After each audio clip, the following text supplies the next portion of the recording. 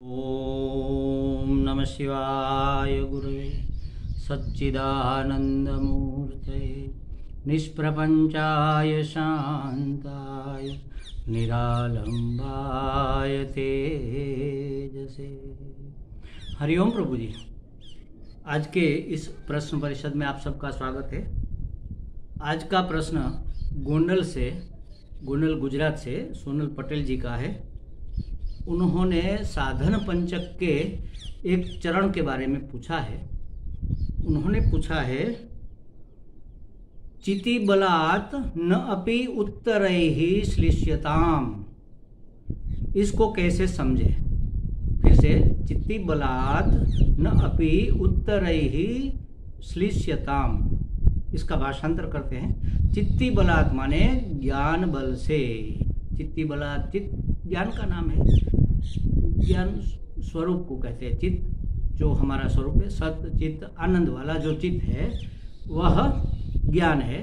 तो चित्ति बलात् माने ज्ञान बल से न अपि उत्तरे ही श्लिष्यताम, उत्तरे ही माने आने वाले से, अपि भी न नहीं, श्लिष्यताम चिपको या तो आसक्त रहो, माने ज्ञान बल से जो आने वाले हैं उससे भी आप आसक्त मत रहो, चिपको मत, उसको पकड़ो मत।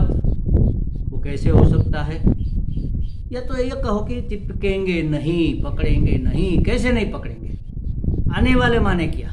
तो यहाँ कर्म की बात हो रही है और इस संदर्भ में ये वाक्य दिया गया है। और कर्म वैसे सामान्यतया 3 प्रकार के माने जाते हैं हमारे वेदांत में।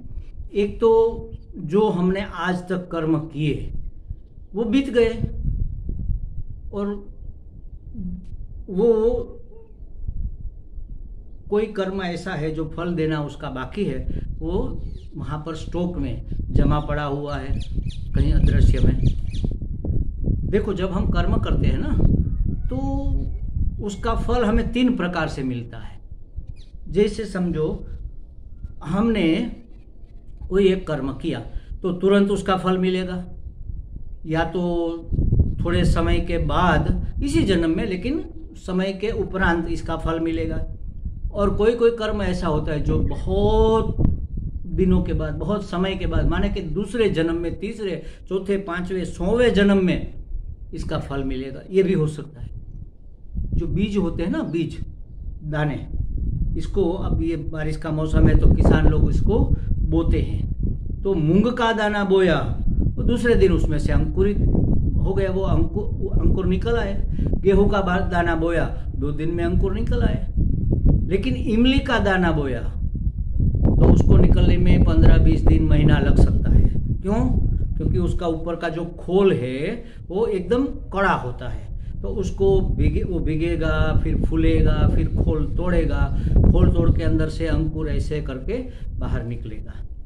तो इसी तरह कर्म भी कुछ ऐसे हैं जो तुरंत फल देते हैं। जैसे समझो मैंने किसी की प्रशंसा की, बहुत प्रशंसा कर दी, तो बदले में क्या वो करेगा? वो भी मेरी प्रशंसा करेगा कि नहीं नहीं स्वामी जी, आप तो बड़े आदमी हैं, आप तो बोल देते हैं, इसमें क्या है, ये तो मेरा फर्ज था, मैंने कर दिया। वास्तव में वह उसका गुण है, लेकिन हमने अगर सबके सामने इस गुण को खोला, इसको प्रशंसा कहते हैं, प्रशंसा की, तो वो भी बदले में आभार से ग्रहित होगा। अगर हमने किसी को एक तमाचा मारा, वो हमें 2 तमाचे मारेगा, तुरंत फल। अगर हमने किसी को 1 गाली दी, वो 2 गाली देगा, तुरंत फल। आई बात समझ? कुछ ऐसे कर्म है जिसका फल हमें तुरंत मिलता है। कुछ ऐसे फल है, जैसे कि हमने कहा कि आप नौकरी करते हैं। देख लो एक दूसरा उदाहरण, आप नौकरी कर रहे हैं तो पूरा महीना आप नौकरी करेंगे तो जाकर अंतिम तारीख को पूरे महीने की पगार, उसका फल आपको मिलेगा। एक दिन का फल नहीं मिलेगा, ये एक नियम है नौकरी का। महीने भर का पगार मिलेगा। किसान किसानी करता है तो उसका फल उसको 12 महीने के बाद मिलता है, 4 महीना, कोई फसल को 5 महीना लगता है, कोई फसल को, जैसे ये आम है तो आम को तो 10-20 साल लग जाते हैं पेड़ बड़े होने में, उसमें फल आने में। तो कोई कोई फल ऐसा है जो देर से, उसी तरह हमारे कर्म भी कुछ ऐसे है जिसका हमें तुरंत फल मिलता है, कुछ कर्म ऐसे थोड़े समय के बाद फल मिलता है इसी जन्म में, और कोई कर्म ऐसा है जो कई जन्मों के बाद हमें फल मिलते हैं, वो संचित रहते हैं, वहाँ पर संचित रहते हैं। तो संचित का मतलब क्या, संग्रहित रहते हैं, उसको कहते हैं संचित कर्म। जो भी हमारे ढेर के ढेर संग्रहित हुए कर्म है उसको कहेंगे संचित कर्म। उसमें से कुछ फल देने के लिए तत्पर हो गए, पक गए, तो जो फल देने के लिए वो सब मिलाकर हमारा प्रारब्ध बना, और उस प्रारब्ध के अनुसार हमें फल भोगना है, तो उस प्रारब्ध के अनुसार हमें जन्म मिलेगा। ऐसा फल भोगने के लिए जहाँ अनुकूलता होगी, ऐसे देश में, ऐसे समय में, ऐसे परिवार में, ऐसी परिस्थिति में हमें जन्म मिलेगा, ताकि हम हमारे पके हुए कर्मों के फल को चख सके, भोग सके। वो अच्छे भी हो सकते हैं और बुरे भी हो सकते हैं। अच्छे कर्मों का फल सुख मिलेगा, बुरे कर्मों का फल दुख मिलेगा, और मिश्र ही होते। इसलिए तो देखो, कोई ऐसा आदमी आपको इस दुनिया में ज्ञानी पुरुष के सिवा ऐसा नहीं मिलेगा जो सुखी ही सुखी हो, और ज्ञानी पुरुष के सिवा और ऐसा कोई भी नहीं मिलेगा जो दुखी ही दुखी हो। देखो ये भी है। ये इसलिए हम कह रहे हैं क्योंकि ज्ञानी पुरुष लोगों को देखता है तो दुखी होता है, इसलिए दुखी होता है करुणा से कि अरे ये लोग सच्चिदानंद ब्रह्म है, जानते नहीं है बेचारे कितनी पीड़ा भोग रहे हैं। इस हिसाब से वो हमेशा ये करुणा से आप्लावित रहेगा। तो ये जो संचित कर्म है वह हमारे प्रारब्ध कर्म बनकर, हमारे प्रारब्ध बनकर, हमारा नसीब बनकर इस जन्म में हमें मिल रहा है। ये हुए संचित कर्म जो हमने पहले कर दिए। इस क्षण से पहले जो भी किया वह स्टॉक में जमा हो गए, और उसका फल धीरे धीरे उसकी क्वालिटी के हिसाब से, अगर मूंग का दाना है तो तुरंत अंकुरित होगा, इमली का दाना है तो महीने भर के बाद अंकुरित होगा, और कोई है तो साल भर के बाद भी, जैसे आम का गुठली है तो वो भी कई दिनों के बाद, 15-20 महीने के बाद अंकुरित होती है। तो ये है हमारे संचित कर्म। और दूसरे जो हमने कर दिए ये तो हो गया, अब जो आने वाले हैं, जो हम करने वाले हैं उसको कहेंगे आगामी कर्म। अब आने वाले, आगामी मतलब आने वाले कर्म। तो ये आगामी कर्म जिसको क्रियमाण भी कह सकते हैं, तो ये कर्म अब आएंगे और हम करेंगे। तो ये 3 हो गए, प्रारब्ध कर्म, संचित कर्म। संचित माने ढेर के ढेर जमा पड़े हैं, उसमें से जो पके वो प्रारब्ध कर्म, और जो अब आने वाले हैं वह आगामी कर्म। 3 प्रकार के हुए। भूतकाल में जो आएंगे संचित, अभी जो हम भोग रहे हैं प्रारब्ध, और आगे जो आने वाले हैं वह आगामी। अब ज्ञानी पुरुष को क्या होता है, यहाँ ज्ञान कैसे प्राप्त किया जाए इसका तरीका दिखाया है 40 स्टेप बताकर। तो उसमें जब ये सब कर्म करने का, कर्म भोगने का समय आता है, तब जब उसको ज्ञान हो जाता है तब वह ज्ञानी न श्लिष्यताम, वह उससे चिपकता नहीं है, कर्म से वह चिपकता नहीं है। आगामी कर्म मतलब उसको बांधते नहीं है, क्यों? क्योंकि वह जानता है, वो तो सहज होकर कर रहा है, जो उसके सामने आ गया कर दिया। न तो उसके लिए उसके मन में कोई संकल्प था, न तो कोई विकल्प था, न तो उसका कोई हेतु था करने का, न तो उसकी कोई कामना थी, बस आ गया। जैसे हम जा रहे हैं रास्ते पर और कोई एक वृद्धा माई है लाठी टेकते हुए जा रही है, अचानक क्या हुआ, उसका प्रारब्ध होगा कि उसकी लाठी टूट गई तो वो गिर गई, तो हमने दौड़कर उसको उठा लिया, उसके कपड़े झाड़े और पूछा कि माँ आपको लगा होगा तो नहीं कुछ? उसने कहा नहीं बेटे कुछ नहीं लगा। तो हमने हाथ पकड़कर उसको रास्ता पार करा दिया। ये हमने कर्म, हमने सोचा भी नहीं था और आ गया, उसके पीछे हमारा कोई संकल्प भी नहीं था। तो ये आगामी कर्म न तो ज्ञानी पुरुष को चिपकते हैं, न तो उसको बांधते हैं। और बाकी सब लोग जो ज्ञानी नहीं है वह क्या करते हैं, योजना बनाते हैं कि भाई अब तक इतना किया, अब ये कर रहे हैं, अब के बार ये करेंगे, इतना करेंगे। जैसे बिजनेसमैन साल की शुरुआत में टारगेट तय करते हैं कि इतना वर्क होना चाहिए, इतना मुनाफा होना चाहिए, बस उस टारगेट को लेकर चलो दौड़ो। जीवन में हर एक मनुष्य टारगेट बनाता है कि अब जैसे हमारा सत्संग, कहीं कहीं शिविर लगते हैं, कहीं क्लास चलते हैं, तो लोग आते हैं, कभी नहीं आते, कभी कभी आते, कभी कभी नहीं भी आते। नहीं आते तो कभी बात होती है कि भाई आप रेगुलर तो है नहीं, तो वो कहते हैं कि हाँ महाराज जी ये है, अब बच्चे बड़े हो गए हैं, तो बड़े लड़के का बेटा होने वाला है, तो बहू के पास हमें रहना पड़ता है, बस उसका बेटा हो जाए फिर हम फ्री, फिर हम मुक्त, फिर हम रेगुलर आएंगे। नहीं आ सकते, ये होगा तब ये होगा, तो ये नहीं हो सकता, ये हमारे हाथ में नहीं है भविष्य। इसलिए आगामी कर्म की योजना जो नहीं बनाता है उसको कोई फल भोगना नहीं पड़ता है। सहज आ गया, सहज कर लिया, और आते समय, आए समय और करते समय भी कोई कामना नहीं है। अच्छा चलो ये करते हैं, हमने क्या सोचा था कि चलो ये माता जी जो गिर पड़ी है उसको उठाएंगे तो हमें पुण्य मिलेगा, ये नहीं सोचा था। अंदर से करुणा सबर बस हम दौड़ पड़े, मनुष्य का धर्म है, वो तो हमारे संस्कारों में ही है, मानवता उसी को तो कहते हैं। दौड़ कर हमने उठाया, उसको साफ सुथ किया, उसका थोड़ा आश्वासन दिया, थोड़ा रोड क्रॉस करा दिया, और क्या। अगर उसको लगी वगी होती तो रिक्शा बुलाकर उसको बिठा कर दवाखाने भेज देते कि जाओ मैं दवाई ले लो, तो बस हो गई, अपना फर्ज पूरा हो गया, अपना कर्तव्य पूरा हो गया। तो ऐसे अगर कर्म सहजता से जो करेगा, नस्लिष्यता, वो बंधेगा नहीं, उसको बंधन नहीं होगा। वरना आगामी कर्म, जिसको ज्ञान हो जाता है उसको आगामी कर्म उसके भुने हुए दाने की तरह आते हैं, वो अंकुरित नहीं होते, क्योंकि उसके पीछे कोई कामना नहीं रहती, कोई संकल्प नहीं रहता, कोई योजना नहीं रहती।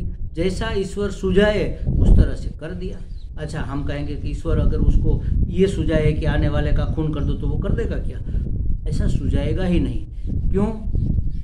क्योंकि ये दुष्कर्म है, और दुष्कर्म कौन करता है? जिसका अंतःकरण बिल्कुल मलिन होता है, जो तामसिक होता है, जो राजसिक होता है, जो एकदम मलिन अंतःकरण वाला है, मैले अंतःकरण वाला, वही करता है दुष्कर्म। तो ये महात्मा अगर जो ज्ञानी है या तो ज्ञान के करीब पहुंचे हुए साधक है, तो वह ऐसा काम इसलिए नहीं करता क्योंकि उन्होंने अंतःकरण शुद्ध किया हुआ है, उसके मन में ये विचार आ ही नहीं सकते। उसके मन में तो दया आएगी, करुणा आएगी, सिंपथी आएगी, किसी को उपयोगी होने की भावना आएगी कि मैं कैसे किसी को उपयोगी हो जाऊं, कैसे किसी को मदद रूप हो जाऊं। ये जो सृष्टि चल रही है ना, उसकी संवादिता में अपनी भी सुर वो डालेगा, उसको ठीक से चलाने में वो अपना रोल अदा करेगा। तो उसको विक्षिप्त करने का उसको मन में कभी नहीं आएगा सृष्टि चक्र को। तो इसलिए जो ज्ञानी है उसको आगामी कर्म भी कुछ असर नहीं करते। जो संचित है वो तो ज्ञान से ही जल जाएंगे। कैसे जल जाएंगे? माने क्या? वो जान जाएगा जिसने किया था वो मैं नहीं था, और जो मैं हूँ वो कर्म कर नहीं सकता।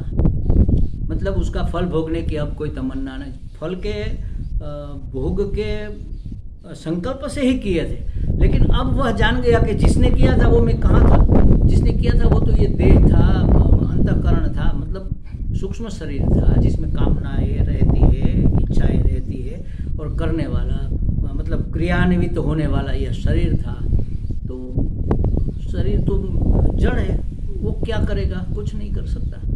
तो उसके ढेर सारे कर्म जल जाते हैं, और जो प्रारब्ध है वह भोग लेता है, भोग के खत्म कर देता है। वो हमारी दृष्टि से वह भोगता है। जैसे हमें लगता है ना कोई महात्मा बहुत पीड़ित हो रहा है, दर्द में दुखी हो रहा है, रोग है उसको, तो हमें लगता है ये महात्मा अपने कर्मों का फल भोग रहा है, दुखी हो रहा है, लेकिन उसको तो आनंद ही आनंद है, रोग में भी भोग में भी।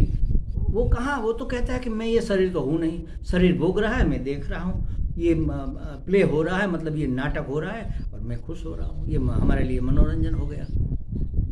मैंने सुना था ऐसा, शायद रमण महर्षि के बारे में है, उसको कहीं घाव हो गया, उसमें कीड़ा लग गया, तो वो पाँव भी नहीं हिलाते थे, हिलाने से धीरे से हिलाने से वो कीड़े गिर जाते। एक बार कोई कीड़ा गिर गया, उठाकर वापस रख दिया कि भाई और थोड़ा समय जी लो। अरे जो कीड़ा काटता है इतना दर्द होता है, कीड़ा मारने की दवाई लेनी पड़ती है, तो उसको दर्द नहीं होता होगा? दर्द शरीर को होता है, मन को होता है, वो तो देखते हैं बस साक्षी होकर। तो उसको क्या असर करेंगे प्रारब्ध? हमारी दृष्टि से ज्ञानी प्रारब्ध भोगता है, लेकिन उसकी अपनी दृष्टि से वो कुछ भोगता नहीं है। वो ईश्वर की योजना के अनुसार अपना आयुष्य कर्म समाप्त करता है। तो कहने का मतलब ये है कि ज्ञान प्राप्ति के बाद तीनों प्रकार के कर्म खत्म हो जाते हैं। जो जमा थे वह जल गए, करने वाला रहा नहीं अब। जैसे समझो कि कोई एक अकेला आदमी है, उसके बैंक अकाउंट में थोड़े पैसे पड़े और उसको अटैक आ गया और मर गया, उसका आगे पीछे कोई नहीं है, समझ लो, तो वो पैसे कहाँ जाएंगे? थोड़े दिन रहेंगे, रिमाइंडर होगा, जवाब नहीं आएगा, फिर वो रिजर्व बैंक में जमा हो जाएंगे। तो उसी तरह वो कर्म समष्टि में जमा हो जाएंगे। वो किसी को भोगने वाला ही नहीं रहा ना, कौन भोगेगा? खत्म। आगामी कर्म उसको बांधेंगे नहीं, चिपकेंगे नहीं, संकल्प रहेगा नहीं, कामना रहेगी नहीं। तो यहाँ इसका अर्थ ये है, चिति बलात्, ज्ञान बल से वो जानता है ये जो हो रहा है, जो मैं करने जा रहा हूँ, वो मुझसे करवाया जा रहा है भगवान के द्वारा, इसकी योजना के अनुसार। इसमें मैं करता नहीं हूँ, कर्तापन अपना रहता नहीं तो भोक्तापन भी नहीं रहता। कर्ता भोक्ता रहेगा नहीं, बंधन काहे का? तो चिति बलात्, ज्ञान बल से उत्तरे ही आने वाले, मतलब आगामी कर्म न अपि श्लिष्यता, उसको वह चिपकते नहीं है, उसको बांधते नहीं है, वह उसमें आसक्त होता नहीं। ऐसा यहाँ पर मेरे हिसाब से अर्थ है। बाकी तो इसके ऊपर बहुत ही बातें हो सकती है। हमें लगता है सोनल जी को स्पष्टता हो गई होगी। हरिओम।